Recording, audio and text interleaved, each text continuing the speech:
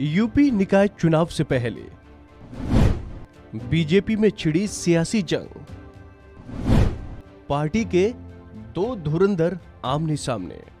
लगता है उत्तर प्रदेश बीजेपी में सब कुछ ठीक नहीं चल रहा है। हालात ये है कि प्रदेश की सियासत के दो बड़े धुरंधर के बीच कभी चल रही कोल्ड वॉर अब सबके सामने आने लगी है। जो साजिश पर्दे के पीछे रची जा रही थी अब खुलकर सामने होने लगी है और ये लड़ाई चल रही है उप मुख्यमंत्री केशव प्रसाद मौर्य और कैबिनेट मंत्री नंदगोपाल नंदी के बीच। ऐसा माना जा रहा है कि अगर इन दोनों के बीच ऐसे ही राजनीतिक साजिश होती रही तो यहां होने वाले निकाय चुनाव में बीजेपी को बड़ा नुकसान उठाना पड़ सकता है। दरअसल भाजपा का प्रदेश अध्यक्ष बनने के बाद केशव प्रसाद मौर्य का कद बढ़ा और वो कौशाम्बी से निकलकर पूरे प्रयागराज जोन में अपनी सियासी जमीन मजबूत करने में जुट गए। 2017 में भाजपा के प्रचंड बहुमत से जीतने और उप मुख्यमंत्री बनने के बाद उन्होंने अपने स्वजातीय और पिछड़े नेताओं को सेट कराकर पूरे प्रयाग जोन में खुद को मजबूत किया। इधर प्रयागराज में लंबे समय से प्रभावी नंदगोपाल नंदी भी बसपा कांग्रेस का सफर करने के बाद विधानसभा चुनाव 2017 से पहले अमित शाह और सुनील बंसल के सहयोग से भाजपा में आ गए। नंदी ने इन दोनों नेताओं से अपनी नजदीकी बढ़ाई और दिल्ली दरबार के खास बन गए। 2017 में जब योगी आदित्यनाथ की सरकार बनी तो नंदी दिल्ली दरबार की नजदीकी के चलते कई पुराने दिग्गज भाजपाइयों को पछाड़ते हुए कैबिनेट मंत्री बन गए, जबकि उनकी पत्नी प्रयागराज की मेयर की सीट पर लगातार काबिज रहीं। केशव और नंदी के बीच प्रयागराज जोन में अपनी राजनीतिक जमीन मजबूत करने की कवायद में शीत युद्ध लगातार चल रहा था। अंदर खाने एक दूसरे को शह और मात देने की कोशिशें जारी थीं। भाजपा की पहली सरकार में केशव प्रसाद जब ऊपरी सहयोग मिलने के बाद योगी आदित्यनाथ के खिलाफ मोर्चा खोले थे और पूरा ध्यान लखनऊ पर लगा रखा था, तब नंदी प्रयागराज में अपनी सियासी ताकत को बढ़ाने में जुटे थे। पत्नी को मेयर का टिकट दिलवाया तो स्थानीय संगठन में भी अपने लोगों को सेट कराने में सफल रहे। विधानसभा चुनाव 2022 में जब केशव प्रसाद मौर्य अपनी सीट हार गए तब उन्हें अपनी जमीन खिसकने का अंदाजा हुआ। दिल्ली के सहयोग से दोबारा डेप्यूटी सीएम तो बने, वो प्रयागराज जोन में अपनी जमीन मजबूत करने में जुट गए, जो नंदी को रास नहीं आ रहा था। इसी बीच प्रयागराज में उमेश पाल हत्याकांड के बाद नंदी का नाम अतीक अहमद के साथ जुड़ा। अतीक की बहन ने प्रेस कॉन्फ्रेंस करके कहा कि अतीक के भाई ने कहा है कि नंदी उनका उधार लिया 5 करोड़ रुपए उन्हें वापस लौटा दें। बस इसी के बाद केशव प्रसाद को मौका मिल गया। नंदी से केशव की अदावत का एक कारण योगी आदित्यनाथ भी हैं। केशव और नंदी भले ही दिल्ली दरबार के आशीर्वाद से मलाई वाले पदों पर पहुंचे हों, लेकिन केशव और योगी में खींचतान बढ़ी तो नंदी योगी कैंप के करीब हो गए। ऐसा इसलिए किया क्योंकि वो जानते थे कि केशव मौर्य और योगी में भीतरी खाने खींचतान चल रही है। हालांकि उन्होंने दिल्ली से अपने तार जोड़े रखे। ऐसा लगता है कि अब उनके पर कतरने की कोशिशें जरूर शुरू हो गई हैं।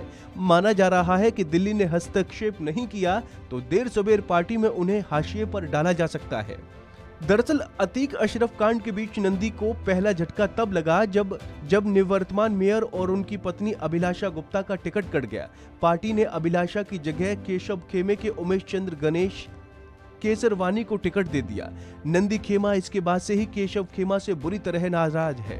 मेयर चुनाव की तैयारी में भी नंदी और अभिलाषा नहीं पहुंचे। इस बीच नंदी को दूसरा झटका तब लगा जब केशव प्रसाद मौर्य ने मेयर प्रत्याशी केसरवानी के केंद्रीय कार्यालय का उद्घाटन करने के दौरान सपा नेता रईस चंद्र शुक्ला को भाजपा में शामिल करा दिया। रईस चंद्र शुक्ला ने सपा प्रत्याशी के तौर पर शहर दक्षिणी से 2022 का विधानसभा चुनाव नंदी के खिलाफ ही लड़ा था। इस ज्वाइनिंग के बाद तो दोनों नेताओं के बीच चल रहा शीत युद्ध सतह पर आ गया। नंदी ने आरोप लगाया कि कुछ लोग पार्टी को प्राइवेट लिमिटेड की तरह चलाना चाहते हैं और अपनी जिद के चलते पार्टी का नुकसान कर रहे हैं। हालांकि उन्होंने सीधा कुछ नहीं कहा, लेकिन रईस चंद्र की ज्वाइनिंग केशव ने कराई, इसीलिए माना गया कि उनका इशारा डेप्यूटी सीएम की तरफ है। उन्होंने ये भी आरोप लगाया कि उनके खिलाफ चुनाव लड़ने वाले नेता को शामिल करने से पहले उन्हें चर्चा नहीं की गई, यहाँ तक कि उन्हें कोई जानकारी नहीं दी गई। ये बेहद आपत्तिजनक और अपमानजनक है। हालांकि रईस की ज्वाइनिंग एक बार फिर 2017 का इतिहास दोहराता नजर आ रहा है।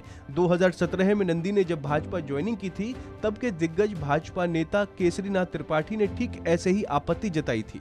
त्रिपाठी ने कहा था कि उनके खिलाफ चुनाव लड़ने वाले नंदी को भाजपा में शामिल करने से पहले उनसे कोई चर्चा नहीं की गई। बाद में केसरीनाथ त्रिपाठी की सीट से भाजपा ने नंदगोपाल नंदी को ही उम्मीदवार बना दिया। केसरीनाथ को बाद में बंगाल का राज्यपाल बनाकर समायोजित किया। एक बार फिर सियासी कहानी उसी राह पर है, इसीलिए नंदी घबराए हुए हैं। रईस चंद्र पुराने भाजपाई हैं और एमएलसी का चुनाव भाजपा के टिकट पर लड़ चुके हैं। हालांकि जब केशव प्रसाद मौर्य से नंदी के आरोपों के जवाब में सवाल किया गया तो उन्होंने जन्मदिन की बधाई देकर बात को टाल दिया, लेकिन केशव मौर्य ने ये कहकर भविष्य का संकेत भी कर दिया कि पार्टी में अच्छे लोग आएंगे और गंदे लोगों को बाहर कर दिया जाएगा। केशव ने सीधे भले ही कुछ न कहा हो, लेकिन उनके अच्छे और गंदे वाली बात को लेकर कयास लगाया जा रहा है। माना गया कि अतीक से नजदीकियों में फंसे नंदी पर ही केशव ने हमला किया है। रईस शुक्ला की ज्वाइनिंग से नाराज नंदी ने दिल्ली दरबार की दौड़ भी लगाई, लेकिन वहां से क्या आश्वासन मिला इसकी जानकारी नहीं है। माना जा रहा है कि माफिया अतीक से नजदीकी की खबरें सार्वजनिक होने के बाद भाजपा ने नंदी से किनारा करना शुरू कर दिया है। पहले नंदी की पत्नी का टिकट काटा गया, फिर शहर दक्षिणी से उनके बैकअप के रूप में रईस चंद्र शुक्ला को भाजपा में शामिल किया गया। चर्चा तो यहां तक है कि आगे होने वाले मंत्रिमंडल बदलाव में नंदी का पत्ता भी काटा जा सकता है। हालांकि नंदी का मंत्रिमंडल से बाहर होना दिल्ली की मंशा पर तय होगा, क्योंकि आखिरी फैसला वहीं से लिया जाएगा। लेकिन भाजपा के दो कद्दावर नेताओं की आपसी नूरा कुश्ती फिलहाल चर्चा में है। तो फिलहाल इस खबर में इतना ही। बाकी अन्य अपडेट्स के लिए बने रहिए वन इंडिया हिंदी के साथ।